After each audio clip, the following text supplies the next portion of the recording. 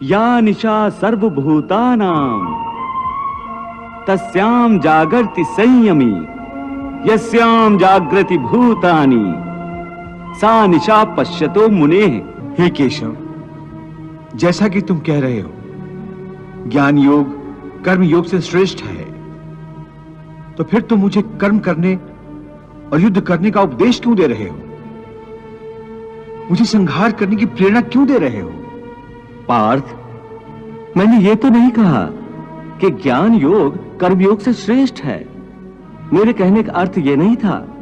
तुम्हें धोखा हुआ है। हे पार्थ, जैसे साधारण दृष्टि से देखने पर एक नगर में दो आने वाले रास्ते हों, एक पूरब से आ रहा हो, दूसरा दक्षिण से आ रहा हो, परंतु जिस तरह वो दोनों रास्ते अलग अलग दिशाओं से आते हुए एक ही नगर में पहुंचते हैं, उसी तरह ज्ञान योग और कर्म योग दो अलग अलग साधन हैं, परंतु उनका लक्ष्य एक ही है। और दोनों मार्गों से साधक ब्रह्म को ही पाता है।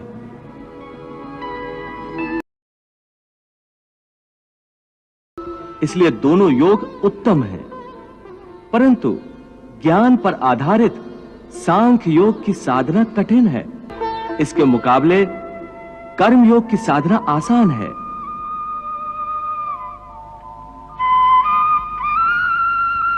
हे अर्जुन, मैंने पूर्व काल में भी इस लोक में रहने वालों के लिए दो प्रकार की निष्ठा कही थी, ज्ञानियों के लिए अथवा सन्यासियों के लिए ज्ञान योग की,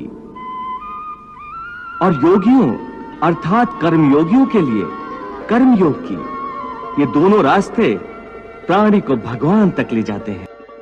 लोके अस्मिन् द्विविधा निष्ठा पुरा प्रोक्ता मया नघ ज्ञान योगेन सांख्यानाम कर्म योगेन योगिनाम।